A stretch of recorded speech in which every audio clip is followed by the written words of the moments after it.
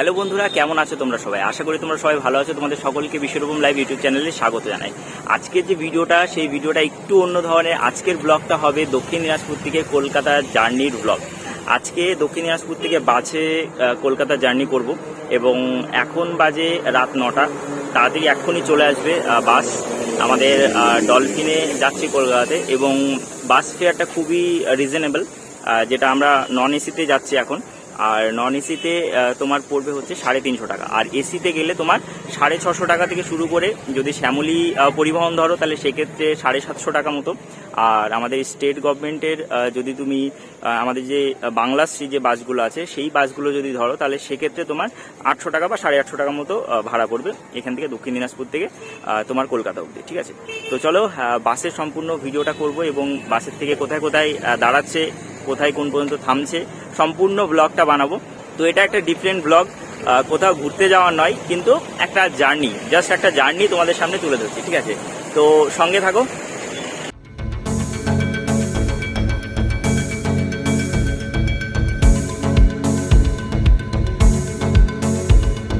তো আমাদের বাস চলে এসে আমাদেরকে উঠতে হবে বাসের মধ্যে। আমাদের বাসটা হলো নিউ ডলফিন ট্রাভেলস, যেটা দক্ষিণ দিনাজপুর বালুরঘাট থেকে শুরু করে কলকাতা অবধি যায়।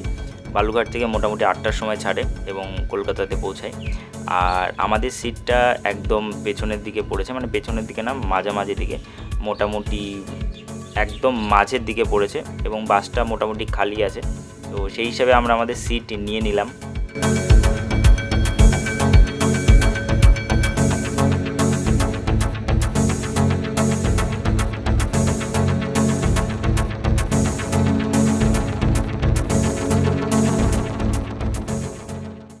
তো বাস এখন দাঁড়িয়েছে গাজলে চেক পয়েন্টের আগে।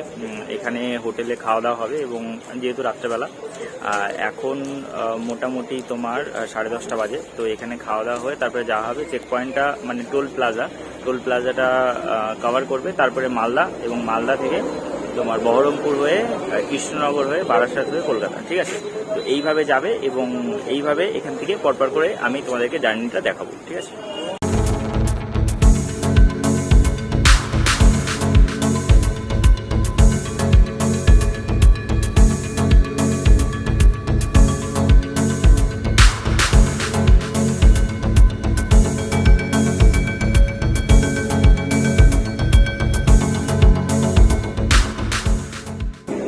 এখানে হোটেলে যদি তোমরা নামো বা হোটেলে নেমে যদি তোমরা খেতে চাও তাহলে অবশ্যই তোমরা এখানে ডিনার সেরে নিতে পারো। আর বাড়ি থেকে যদি তোমরা ডিনার করে আসো তাহলে তো আলাদা বিষয়, তবে এখান থেকে তোমরা ডিনার সারতে পারবে।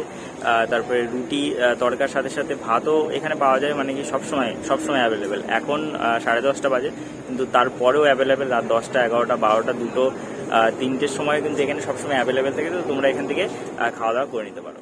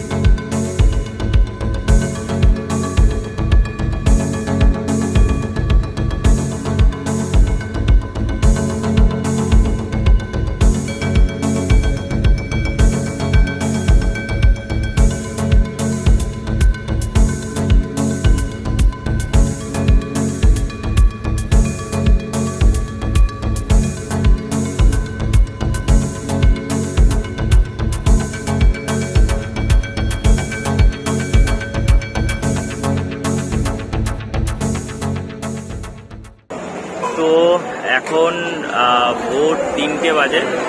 এখন কৃষ্ণনগরে এসছি। কৃষ্ণনগরে বিখ্যাত হচ্ছে এখানকার সরপুরিয়া। তো এখানে 500 টাকা কিলো সরপুরি, আর ভাজা সরপুরি মানে 400 টাকা কিলো, এরকম কিছু আছে। তো এখান থেকে আমরা একটু সরপুরি নিলাম, আর এখান থেকে তোমরা চাটা খেতে পারো ভোরবেলার দিকে। এখন 3টে বাজে, তো এখান থেকে তুমি চা খেতে পারো, 10 টাকা করে চায়ের কাপ নেবে।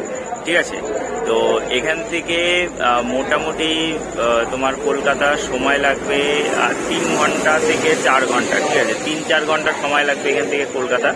তো তো অবশ্যই তোমরা এখানে নামবে এবং এখানে ফ্রেশ হয়ে নেবে, এবং ফ্রেশ হয়ে নিলে যে এখান থেকে তুমি কলকাতা পৌঁছাতে পারবে ইজিলি। মানে এখান থেকে ফ্রেশ হয়ে নেওয়াটা দরকার আছে, কারণ মাঝখানে আর কোথাও থামবে না, ঠিক আছে।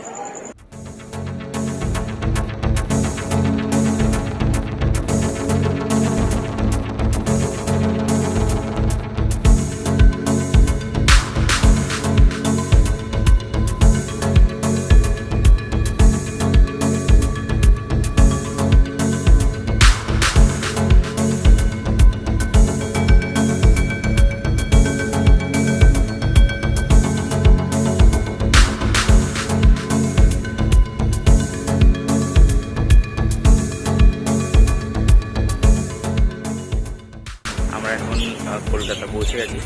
তো এখান থেকে আমাদেরকে হেঁটে হেঁটে যেতে হবে আমাদের ডেস্টিনেশনে।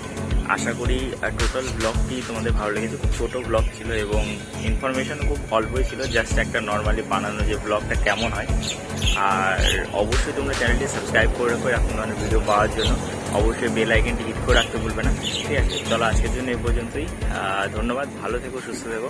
Thank you for watching and by.